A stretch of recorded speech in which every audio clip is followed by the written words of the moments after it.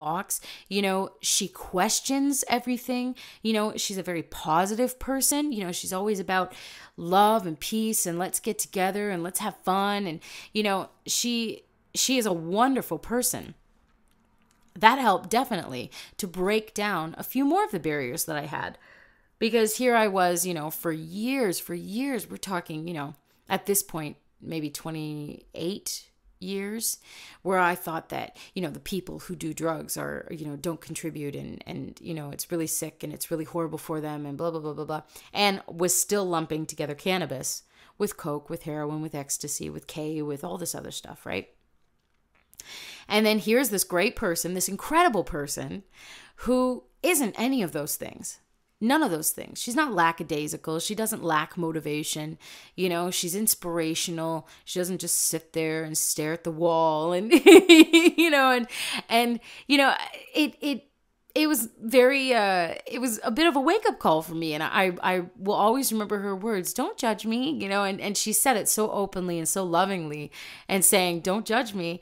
And, you know, I'll always remember that because that was something that really helped to break down a wall for me. Getting back into the past, when I was about 23, I lived with my boyfriend at the time and a couple of other guys, and that was really great. We lived in a house, we lived in a duplex, and in the downstairs place, and you know, I think that helped to break down my barriers also because they had lots of friends, and like twice a week, they would all get together and they would play Dungeons and Dragons, right? And I didn't play it, but all these guys would get together and they would literally like anywhere from 12 to like 20 guys would be in this house and they would all, you know, smoke marijuana. And I was so grossed out by it. And I was so pissed that my boyfriend was doing it. It was so disgusting. And I didn't want to be around it, of course. So I would go down to the basement to our room and I would just listen to music and I would sing and I would write and I would read something. And, you know, I would go to sleep early and that kind of thing, you know, so I stayed away from it. But I think in the gradual process to get where I'm getting to now, that also helped to break down a wall because I was around it more often. You know, as a teenager, unlike most teenagers, I was not around it because I chose not to be around it.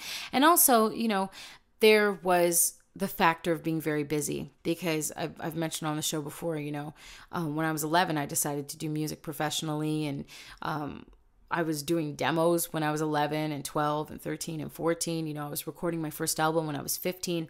So I was never, ever interested in that party scene. And I mentioned on the show before once that I was at a party when I was in 8th grade and everyone was playing chicken and drinking. And I was just like, what the hell am I doing here? This is stupid, you know? So I believe that living with those guys, who were really great guys, by the way, if any of them are listening, they were really awesome guys, and like I'm very appreciative of the time that we had together, even though I was in a particular place when it came to something that was so prevalent in their lives. Now, fast forward a bit into the last year, because so many things have changed in the last year. I had a friend who we're no longer friends, which is okay. So I believe I talked about that situation on the show once. And she let me know early on in the relationships, this is probably last summer, I vaporize cannabis. I get high off cannabis. And remembering BB's words, I was just like, okay, I'm going to try not to judge on this one because I'm still trying to break down that barrier. And I'd already seen with living with those guys, with my good friend BB, that these were good people, you know, these weren't delinquents, you know, they contributed very much to community, really. Maybe not to society because of the belief difference. And I'm really glad that they weren't so interested in you know, contributing so much to society, because society is a real sick thing, societal propriety. But community, you know, like when I lived with those guys, there was a community of friends who were always around and everybody looked out for everybody else. And I think that's so important.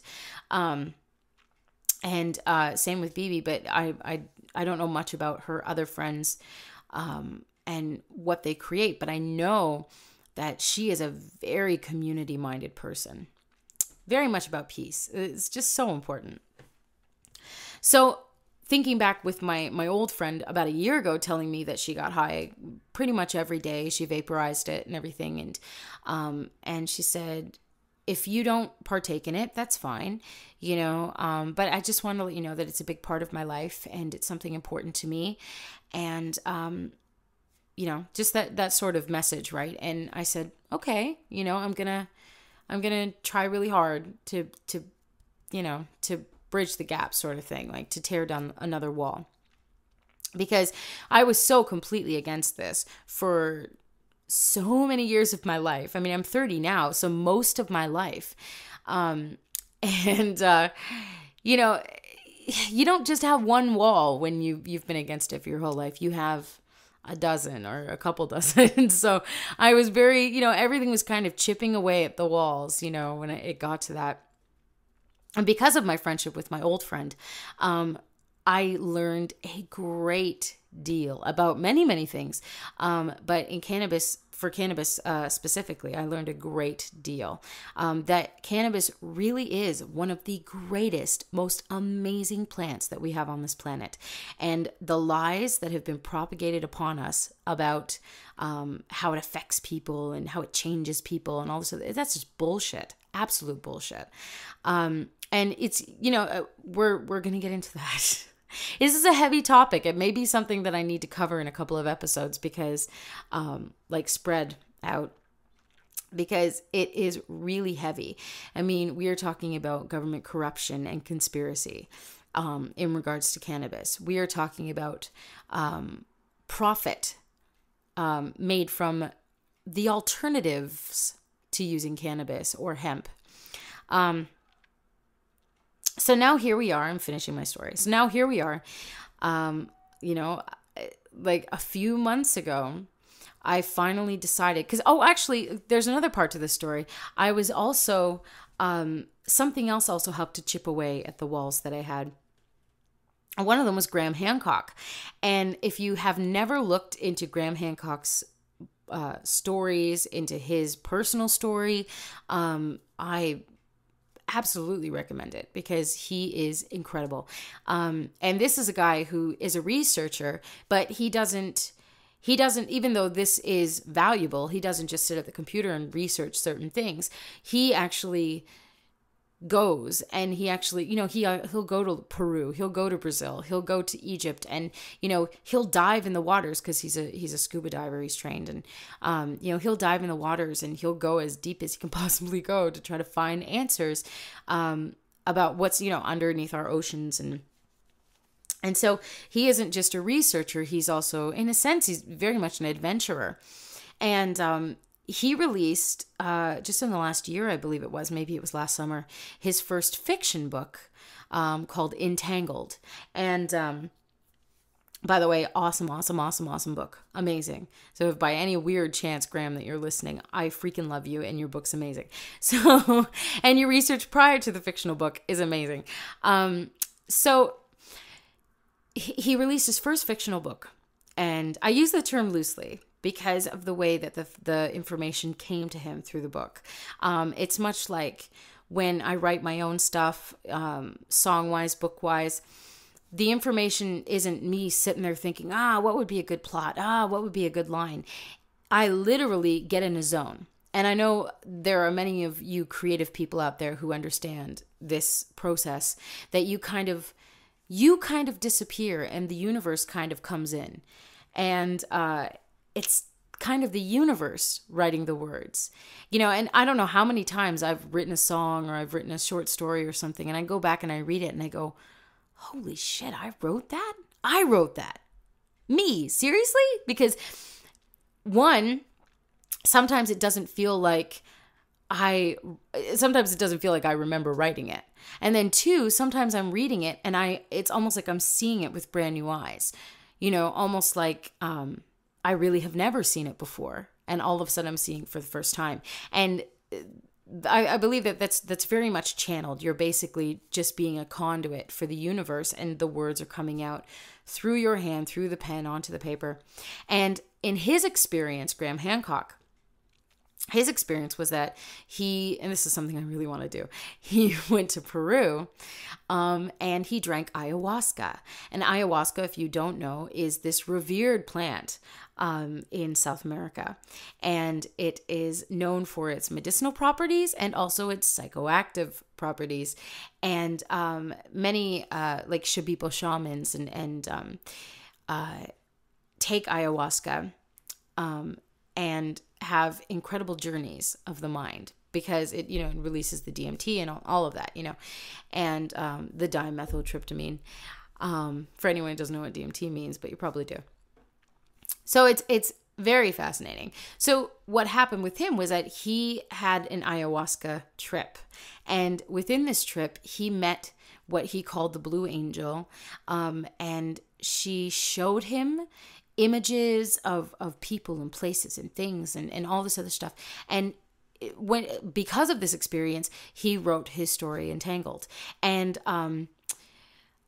the story itself isn't based upon his experience. It's based upon what was shown to him while under ayahuasca. So that is fascinating to me. And as soon as I heard that, I was like, oh my God, I want to go to Peru. That's a dream for me, to go to Peru, and work with a Shipibo shaman and drink ayahuasca and see what happens. And unfortunately, sometimes because ayahuasca is so powerful, sometimes when you first try it, you puke all over the place, you poop all over the place, because it is, it's incredibly mind-altering, but fascinating. So that's a dream of mine, to go to Peru and experience that and just see what happens. So because of that experience too, because of reading his experience and seeing the beauty in entheogens, which is a word that, if you don't know, an entheogen is what a shaman takes, like a medicine or whatever else, a natural medicine, like the bark from a tree, like ayahuasca, or cannabis, or a leaf or a berry or something that doesn't kill him, but something that is edible and something that's drinkable, and helps to induce some sort of psychoactive spirit journey, basically. And, for what it's worth, nutmeg in particular doses is psychoactive, is a mind-altering herb. So I like to keep that in mind too when I'm talking about cannabis, because like I said, as I was growing up, I roped it in with crack and coke and all these other horrendous chemical substances that are absolutely horrendous for us, and I would never touch. And I can say that with the utmost certainty.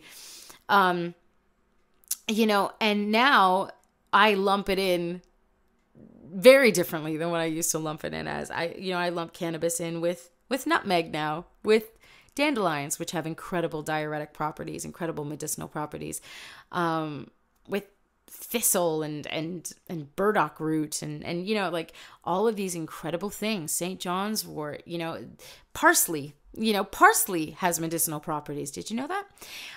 So all of these herbs have medicinal properties, and that's all that cannabis is. It's a plant. It's an herb, basically.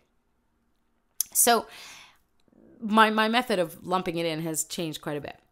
And it was this year, I was 30 at that point, that I decided, so it was March that I decided I'm going to try cannabis, because my old friend started talking about making her own cannabis butter and making cookies for us or whatever, because I am not comfortable with smoking anything. Even though now I know the smoke from cannabis is very, very medicinal and very therapeutic. It's still not something that I can do. Smoking it just looks gross to me. So, because smoking, I immediately there's a tiny wall with that, but that's okay.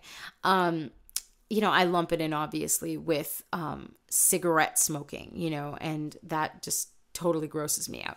So And I've never tried that, you know, like I believe once I kind of like ran my finger on a cigarette when my sister used to smoke and I touched it and I was like, oh, that's disgusting. For something that kills you, it is so soft and so smooth. And I never want to touch it again.